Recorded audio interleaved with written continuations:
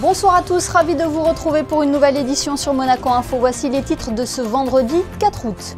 Premier bilan pour la saison touristique en Principauté. Les indicateurs sont au vert selon le ministre d'État Pierre Dartout. Nous avons sondé les établissements hôteliers pour avoir leur ressenti. Serge Etouin, directeur général du Métropole Monte-Carlo, sera notre invité dans quelques instants. Puis nous irons à la découverte d'un lieu mythique et emblématique, l'African Queen Renée. Après la reprise du restaurant par 3 Monégasques, un nouveau départ pour cet établissement du port de Beaulieu. Cette première semaine d'août coïncide avec la semaine mondiale de l'allaitement maternel. Nous en parlerons avec Brigitte Finot. Elle est consultante en lactation et viendra lever le voile sur ce sujet qui peut paraître tabou. Puis nous avons suivi le concert au Palais Princier avec Laurence Foster, mais côté coulisses, avec les régisseurs de l'Orchestre Philharmonique de Monte-Carlo. Et à la fin de ce JT, retrouvez notre enquête sur le boom des 2 roues électriques. La saison touristique bat son plein, elle est très attendue par les professionnels après les années marquées par la crise sanitaire. Les indicateurs sont au vert, comme le rappelait le ministre d'État en conférence de presse en milieu de semaine. Pierre Dartout s'est dit optimiste quant aux chiffres de cette saison estivale, avec un taux d'occupation jugé très satisfaisant. Nous avons voulu recueillir ce soir le témoignage d'un des établissements hôteliers de la Principauté pour nous confirmer cette tendance. Direction l'hôtel Métropole Monte-Carlo. Bonsoir Serge Etouin. Bonsoir Madame Rousseau. Le début du mois d'août est toujours l'occasion de faire un premier bilan sur la fréquentation touristique en Principauté. Est-ce que les chiffres sont encourageants de votre côté ? Alors tout à fait. Tout d'abord, Madame Rousseau, merci beaucoup de nous accueillir. On est ravis de vous accueillir au Métropole Monte-Carlo. Vous découvrez derrière moi d'ailleurs le thème de l'été, Sunny Days, qui va, j'espère, ravir nos clients. Alors oui, on est en milieu de saison. Je pense que le commentaire doit s'appliquer sur l'ensemble de l'année, puisque vous imaginez que nous, hôteliers, après une année d'exception en 2022, nous étions un petit peu anxieux de voir si ce grand succès de l'année dernière allait se renouveler cette année. Alors c'est le cas, on a fait une pré-saison assez exceptionnelle. Les mois d'avril, mai et juin ont été bien au-delà de 2023 et le mois juillet est satisfaisant. Quant au mois d'août, la première quinzaine est extrêmement encourageante, mais nous commençons à percevoir un léger ralentissement des réservations sur la deuxième quinzaine du mois d'août. Donc le bilan pour l'instant très positif, mais nous attendons de voir si le mois d'août sera au rendez-vous comme il l'a été l'année dernière. Comment expliquer un petit peu cet intérêt pour la Principauté, au-delà des rendez-vous qu'on connaît à Monaco, comme le Grand Prix de Formule 1 ou le Rolex Monte Carlo Masters ? Comme vous le savez, Madame Rousseau, en Principauté en particulier, sur 365 jours, nous avons la chance de jouir de plus de 330 jours de soleil. Donc il fait très beau, il y a énormément d'activités effectivement balnéaires qui sont organisées. Je pense que nous avons la chance de jouir d'une hôtellerie de grande qualité, avec un service reconnu à l'international, et ce depuis de nombreuses années, ce qui explique, je pense, l'engouement de la Principauté en particulier, et je dirais de la French Riviera de manière plus générale. Que recherchent vos clients principalement? Qui sont-ils d'ailleurs? Alors, on observe, comme l'année dernière, une forte progression de la clientèle américaine qui, au Métropole Monte-Carlo, était la clientèle numéro 1 sur le mois de juillet. Le Royaume-Uni revient très fort et nous avons une certaine pénétration du marché du Moyen-Orient sur, effectivement, le mois d'août également. Je pense qu'ils recherchent de plus en plus des séjours un peu plus longs, à savoir de passer de très très bons moments en famille. Et j'en profite d'ailleurs pour vous dire que nous avons bien évidemment cette année aussi renouvelé cette offre magnifique de notre Kids Club pour la clientèle famille, qui est une découverte des fonds marins pour les enfants cette année. Mais c'est vraiment ce qu'on observe, c'est le rallongement, je dirais, des séjours de manière générale. Les gens aiment se retrouver entre amis et en famille en particulier. La clientèle francophone est au rendez-vous ? Absolument. La clientèle francophone est au 4e niveau des origines géographiques au Métropole Monte-Carlo. Vous savez, nous avons développé les dernières années, et l'on sait pourquoi, une clientèle dite de proximité, donc la France, l'Italie, la Suisse, les pays d'où l'on peut se rendre en voiture. Et la clientèle française, qui est devenue effectivement loyale et fidèle, est au rendez-vous cette année également. Comment le Métropole Monte-Carlo arrive à sortir son épingle du jeu? C'est un hôtel plutôt confidentiel, mais idéalement placé, hein, Serge Ethuin. Absolument, nous sommes en plein carré d'or, à 30 ou 40 mètres, comme vous le savez, de la place du casino. Alors, vous avez utilisé le terme juste, le Métropole a toujours été le luxe intimiste. On découvre le Métropole avec cette magnifique allée Toscane, et je crois qu'on offre une vraie alternative en principauté. Alors, le Métropole a toujours tiré son épingle du jeu en essayant chaque année d'offrir des expériences nouvelles. Et cette année ne déroge pas à la règle, puisque nous avons créé le Latino Lounge, qui est un lounge sur le sun deck de notre piscine, où l'on peut effectivement déguster des cocktails à base de tequila sur le sun deck, avec un très très bel aperçu mer.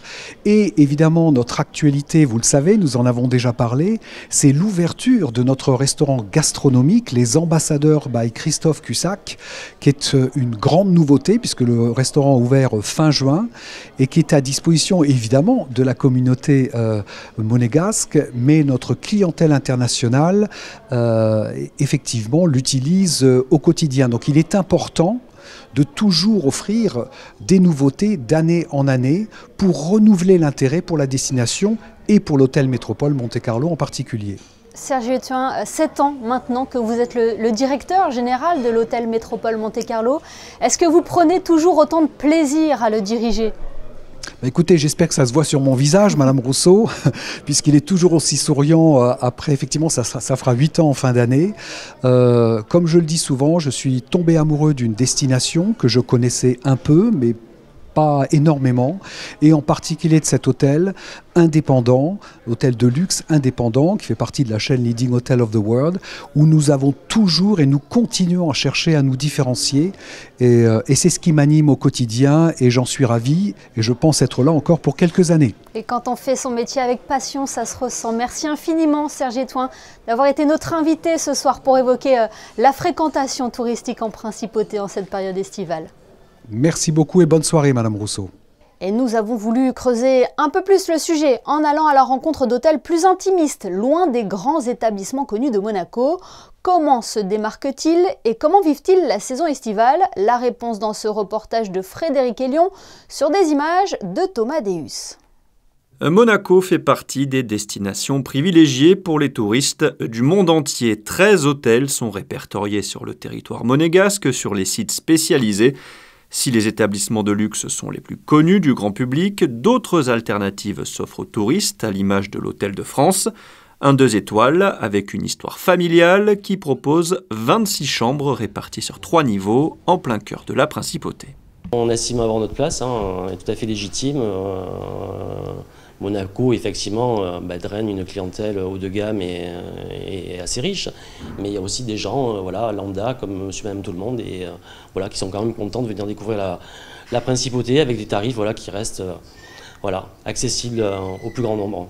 Peu de passages, mais beaucoup de réservations en amont, donc plutôt content de la saison.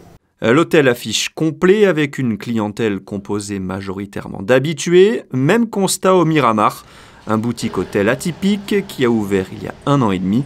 Ici, les chambres sont appelées des cabines et la saison se passe très bien. On a essayé vraiment de se démarquer par rapport aux hôtels concurrents. Donc on est, comme je vous disais tout à l'heure, on est un boutique-hôtel et dans ce concept-là, on essaye de travailler vraiment sur des caractéristiques assez spécifiques. C'est une expérience qui peut être visuelle, c'est une expérience qui peut être olfactive, c'est une expérience qui peut être sensitive, c'est-à-dire que chaque client qui vient ici ne va pas en fait avoir la même chose ailleurs. Alors vous le trouvez à travers des fragrances de parfums qu'on diffuse dans l'hôtel, vous le trouvez à travers des chambres totalement atypiques, signature, que nous avons ici. L'hôtel comprend 14 chambres, toutes avec un nom et un design différents.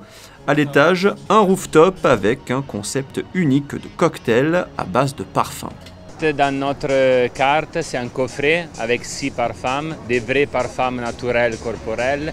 Chaque parfum il a à l'intérieur entre 3 et 6 fragrances et c'est les mêmes fragrances qu'il va retrouver dans les cocktails. Donc pour le choisir, à différence de tous les autres cocktail bars au monde, comme dans une parfumerie, il est en bâtonnette, il prend chaque parfum, il sent les fragrances et va choisir par rapport à les expériences et les sentiments qu'il ressent en ce moment.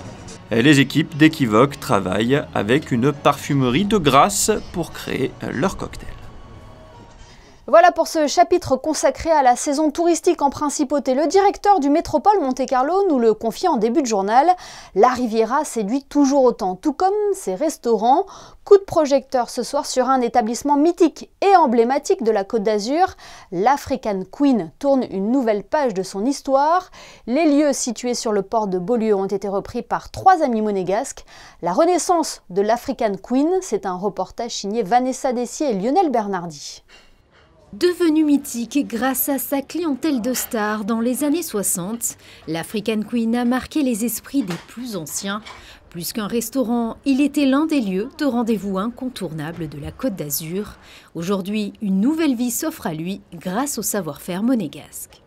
On a eu l'opportunité avec Ricardo et Philippe de reprendre cette affaire qui avait ouvert dans les années en 1969. Et donc l'été dernier, on est venu dîner et on a parlé avec Gilbert Vissian, l'ancien propriétaire.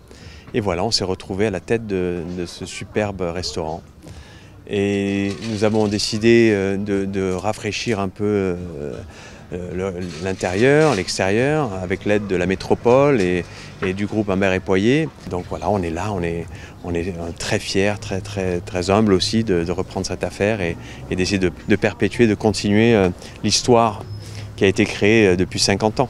La carte reste inchangée, mais bénéficie de la touche et de l'expérience de ses nouveaux propriétaires. Nous avons gardé pratiquement tous les plats qui avaient été créés historiquement ici. Le four à pizza, un four à bois toujours, donc des pizzas African Queen, une pâte très fine, très croustillante, des salades comme la salade niçoise. On a rajouté quelques plats, un tatin de tomates qui est superbe. Des farcis qu'on a rajoutés, etc. On fait la soca aussi, ici. Et puis voilà, tout le reste, c'était vraiment les poissons de nos maraîchers, les viandes de Ricardo, bien sûr. Grâce à Ricardo, on a des viandes magnifiques. Et puis voilà, on a vraiment gardé l'essence du concept ou de la marque African Queen. Uniquement ouvert le soir pour le moment, les clients semblent déjà conquis. Tout de suite, on a été visité par les anciens, les clients d'antan. Tout le monde arrive ici en ayant visité l'African Queen avec les grands-parents, etc. Et ils adorent, ils ont retrouvé quelque chose. Donc on était un peu anxieux de savoir comment les clients allaient réagir à la nouvelle décoration, puis la nouvelle direction, disons. Mais pour l'instant, ça va. On est assez contents et les clients aussi. Sur la terrasse, à l'étage, le restaurant proposera un lounge dans une ambiance musicale qui sera ouvert tout au long de l'année. Dans le reste de l'actualité, Axel Disasi quitte l'AS Monaco. Le défenseur français s'est engagé avec Chelsea pour une durée de 6 ans et va donc découvrir la Première Ligue. Il y retrouvera d'ailleurs un ancien coéquipier qui a porté également les couleurs monégasques, Benoît Badiachil. Dans un tout autre domaine, cette première semaine d'août coïncide avec la semaine mondiale de l'allaitement maternel. Moins de la moitié des nourrissons sont allaités exclusivement au sein pendant les 6 premiers mois de la vie. Cette opération est donc l'opportunité d'échanger, de sensibiliser et de lever le voile sur ce sujet qui peut parfois être tabou. Bonsoir Brigitte Finot. Bonsoir Émilie. Vous avez été sage-femme au CHPG et conseillère en lactation. Première question toute simple. Quels sont les avantages de l'allaitement? Alors, ils sont relatifs au bébé en premier. On a une baisse de risque des gastro-entérites et des rhinopharyngites si l'allaitement maternel est exclusif pendant les 4 premiers mois. Et on a aussi une meilleure immunité chez l'enfant. De plus, le lait maternel apporte les anticorps de la maman, certains anticorps de la maman, donc c'est toujours très bon. Ensuite, bien sûr, on peut dire que le lait maternel est un lait digeste, c'est le lait le plus digeste puisqu'il est le lait de l'espèce, c'est un lait humain pour un bébé humain. Il paraît que l'allaitement est aussi bénéfique pour la mère, c'est le cas? Effectivement, les bénéfices sont aussi maternels, avec une baisse de risque des cancers du sein et cancers de l'ovaire. Oui, il n'est pas question ce soir de se positionner pour ou contre l'allaitement. Pourquoi certaines mères hésitent encore à ce sujet aujourd'hui? Alors la raison principale serait vais-je réussir à allaiter mon bébé. Hein, c'est toujours, ça paraît être un défi, alors que l'allaitement, c'est plutôt la physiologie, hein, c'est-à-dire que le corps de la femme a porté l'enfant, le met au monde et il est capable de mettre en route la lactation qui permet de nourrir ce bébé. Donc, physiologiquement, oui, le corps de la femme peut le faire. Il y a bien sûr plusieurs cas où malheureusement ce n'est pas possible, mais le défi n'est pas si important. Et je pense qu'il est très important justement de bien s'informer afin de faire un choix éclairé et de pouvoir se lancer dans cette belle aventure qu'est l'allaitement. Justement, Brigitte Finot, comment accompagner les jeunes mamans dans cette démarche? Alors, avant tout, s'informer pendant la grossesse, si le choix n'est pas déjà fait avant la grossesse, mais disons que pendant la grossesse, c'est vraiment le moment de s'informer pour savoir si on a vraiment envie. Hein. Et en tant que consultante en lactation, mon rôle, par exemple, n'est surtout pas de convaincre une maman ou des parents d'allaiter leur bébé, mais de les soutenir dans leur choix. Donc, l'information pendant la grossesse, et puis, bien sûr, dès la naissance, être prise en charge par les professionnels de santé et en sortant de maternité, avoir un entourage toujours soutenant et bienveillant et compétent afin de pouvoir continuer et poursuivre l'allaitement maternel jusqu'au moment où la maman avait envie de le faire. Hein. Il est question de ne pas s'arrêter pour multiples raisons, mais ne pas s'arrêter avant la fin du projet que la maman avait. Alors, quelles sont les principales questions que l'on vous pose généralement? Principales questions, si elles sont en amont, elles sont plutôt du style « vais-je avoir mal ?» Vais-je avoir mal, donc la douleur, ça c'était une grande question, la douleur au niveau des seins, la douleur au niveau des aréoles et des mamelons. Donc là, effectivement, il faut de l'aide, une aide compétente dès les premières mises au sein. Ensuite, les principales questions sont toujours vais-je avoir assez de lait? Alors, concernant la quantité de lait produite, eh bien, il faut toujours effectivement entretenir cette lactation, soutenir cette lactation, stimuler cette lactation. Ce que nous abordons ensemble ce soir, Brigitte Finot, est évoqué lors de la Semaine mondiale de l'allaitement maternel. Quel est le thème d'ailleurs cette année? Alors le thème pour l'OMS et pour l'UNICEF cette année est allaiter et travailler, est-ce possible? Bien sûr, c'est possible. Hein. De nombreuses mamans qui ont réussi à mettre leur allaitement en route trouvent vraiment dommage de s'arrêter à la reprise du travail. Il est vrai que pas toujours simple, il va falloir par exemple tirer son lait sur le lieu de travail, ce qui n'est pas toujours facile. Le Code du travail donne 1 heure sur le lieu de travail consacrée à l'allaitement.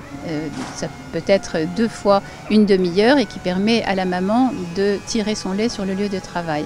Et bien sûr remettre le bébé au sein dès que la maman rentre du travail et récupère son bébé. Donc bien sûr c'est possible, c'est pas toujours simple, hein, tous les lieux de travail ne sont pas toujours adaptés et je trouve encore dommage que certaines mamans soient obligées d'aller dans les toilettes pour tirer leur lait, c'est dommage.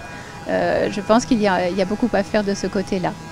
D'où l'importance de ce thème de la Semaine mondiale de l'allaitement maternel. Merci infiniment Brigitte Finot pour tous vos conseils. On l'aura compris, c'est une démarche dans laquelle nous devons être accompagnés et à laquelle aussi il ne faut pas hésiter à poser des questions. Merci beaucoup.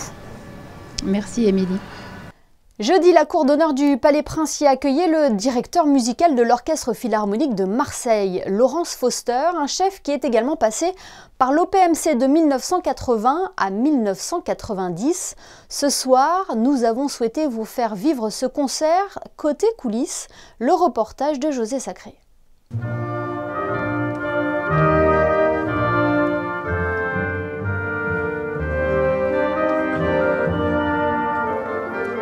Jeudi 3 août, dans la cour d'honneur du Palais Princier, l'Orchestre Philharmonique de Monte-Carlo était dirigé par Laurence Foster dans un programme Brahms-Haydn avec en soliste le violoncelliste Marc Coppé devant un public de près de 1000 personnes.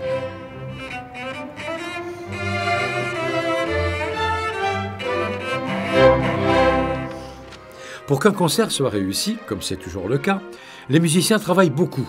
mais aussi avec eux et pour eux agissent dans l'ombre un certain nombre de personnes, comme Frédéric Vito, le régisseur général de l'orchestre.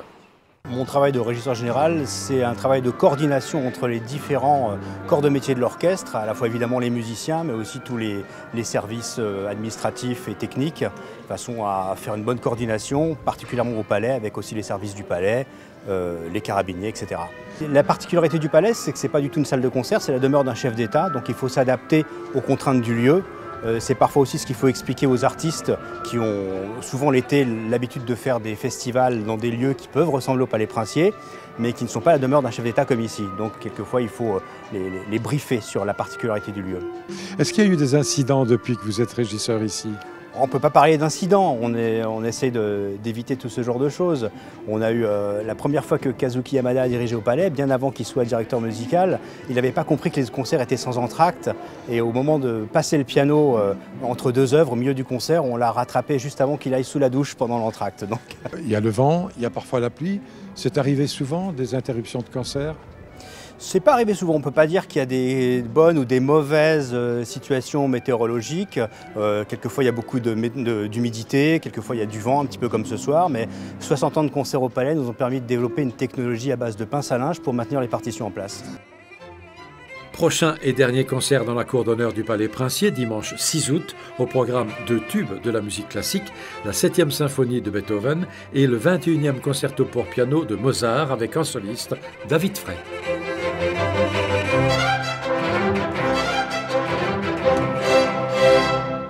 La mobilité propre est plus que jamais un enjeu majeur. Après l'automobile, le secteur des deux roues se met à l'électrique, une alternative qui séduit de plus en plus. Enquête avec Frédéric Elion et Thomas Deus qui se sont rendus dans un magasin spécialisé. En cette période estivale, plus que jamais, c'est le moyen de transport idéal en principauté. Moto, scooter, Vespa, le deux roues est la solution pour contrer les bouchons. Et à l'image de la tendance observée sur les voitures, l'électrique séduit aussi côté deux roues. Depuis le lancement des produits électriques, la Vespa Electrica, le Piaggio One, d'autres marques aussi qu'on travaille dans d'autres magasins, Sim et Kimco, on voit qu'il y a une progression à Monaco. On a des produits 50 ou des équivalents 125 qui correspondent à ce que le marché attend. Et donc c'est vrai que les chiffres sont en progression. On est ici entre 10 et 15 véhicules vendus par an en Vespa Electrica. Je ne parle pas des autres modèles, mais Vespa Electrica 10 à 15 par an quand on en fait en moyenne 60 à 80 au global en Vespa. Donc ça commence à prendre une bonne partie du marché. Aujourd'hui, avec les aides du gouvernement en principauté, le scooter électrique coûte le même prix qu'un thermique, avec de bonnes prestations en termes de performance et quelques avantages. Aujourd'hui, un électrique, c'est une bonne accélération, c'est pas de bruit de fonctionnement, c'est pas de vibration, pas de pollution. C'est un intérêt économique pour les clients qui ne souhaitent plus mettre d'essence. Monaco participe aussi beaucoup à l'effort avec une belle aide gouvernementale qui est quand même bien supérieure à ce que peut proposer la France ou les autres pays voisins. Et donc c'est vrai que ça participe beaucoup à l'engouement des clients sur le produit électrique. Le gouvernement souhaite d'ailleurs encourager l'achat de deux roues électriques. L'aide à l'achat a été augmentée et passe à 40% du prix du véhicule TTC hors option, avec un plafond à 4 500 €. L'actualité en bref et en images, c'est cette exposition proposée à l'Espace 22. L'Aventurine Galerie présente une collection de sculptures et de pièces de minéraux uniques provenant des 4 coins du monde, à découvrir jusqu'au 17 août prochain. Les prévisions météo à présent. Bonsoir Vanessa Dessy. Est-ce que, comme le dit l'adage, après la pluie vient le beau temps? Bonsoir Émilie, bonsoir à tous. Le soleil sera de retour, même si quelques nuages insignifiants pourraient faire leur apparition. Le thermomètre affichera 18 le matin, 25 degrés l'après-midi. Le soleil s'élèvera à 6h21 et se couchera à 20h51 et nous fêterons les Abel. Merci Vanessa et merci à vous de nous être fidèles chaque soir sur Monaco Info. On referme ce journal avec les photos en mode carte postale de Stéphane Dana. Nous essaierons d'ailleurs demain de savoir si la carte postale a toujours la cote. Excellente soirée à tous et rendez-vous donc demain pour votre édition du week-end.